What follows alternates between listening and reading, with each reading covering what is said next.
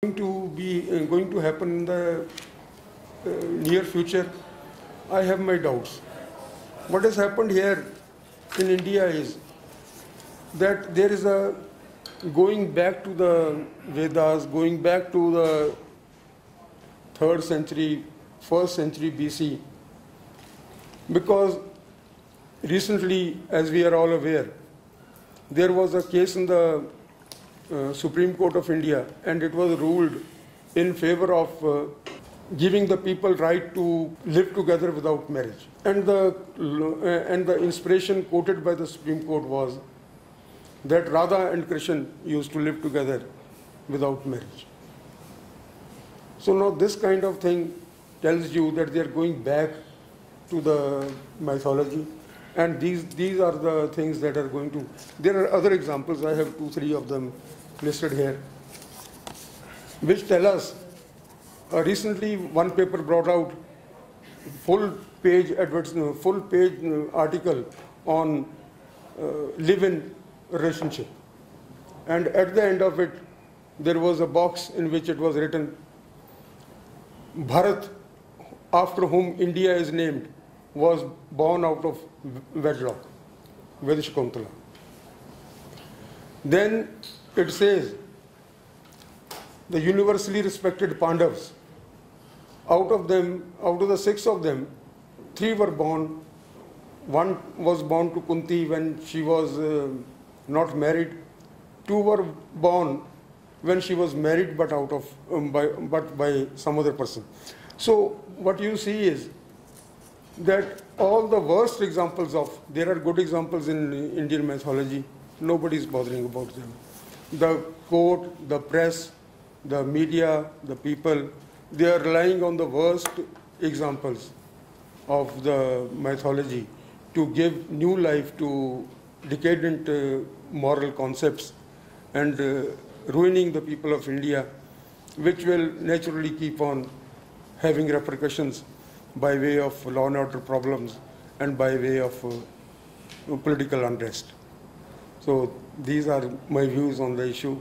Thank you very much for this. So can I ask now, next speaker will come from Japan, Nakagawa Nasa.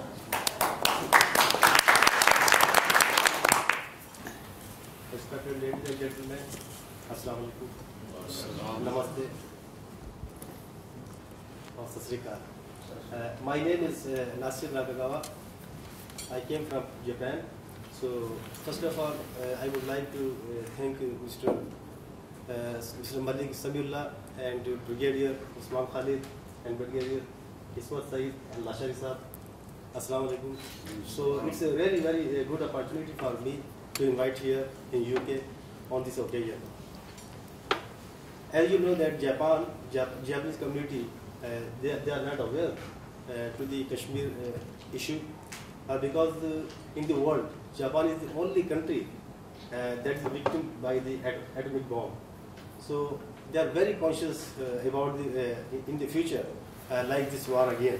So the Japanese people, as well as the community of Pakistan who are living in Japan, they are very worrying and worrying about and very concerned about the Kashmir issue. So Japanese people, obviously they don't know about the Kashmir, what is the problem, what is the issue, really the main issue of Kashmir. But sometimes when I talk to the Japanese community who are living in Japan, the Pakistani community and the Japanese people, they always talk about the peace in the world because they're victim by this is the only nation who is victim by the atomic bomb. So they don't know about what is the real problem between the Pakistan and India. So because they are very anxious and they are very concerned about Pakistan and India because these are very important countries in the Asia.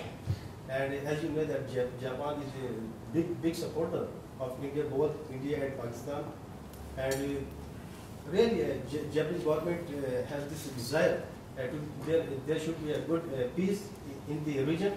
So when I talk to the Japanese people and the people of the government, sometimes when I speak to them, they always suggest that the both countries should be give up their ethnic power, and they should give their attention to the other aspects of the people of both countries, like school, hospitals, and education. And they don't waste their money, they don't waste their budget for the war between two countries, because all people they are same, but their culture is same, but their religion is different, but their culture is same, and they should contact with each country and the good relation, and they have to enhance the good relation, business relations, and they have to develop themselves, and the both as well as both nations, and they should not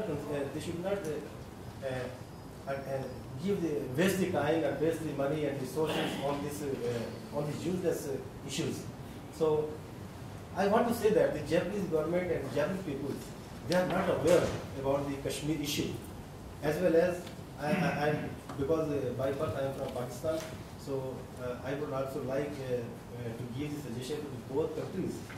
They should concentrate on the issues of the people, not on the useless problems and useless war in the future. So I would like to give my message to the Indian government and Pakistani government as a representative of Japan and as a representative from Pakistan, that they should meet on the table and talk on the table in the peace way, and don't waste their time and don't waste their sources on the war, but just use this money and use these sources on the for the welfare of the people of the world.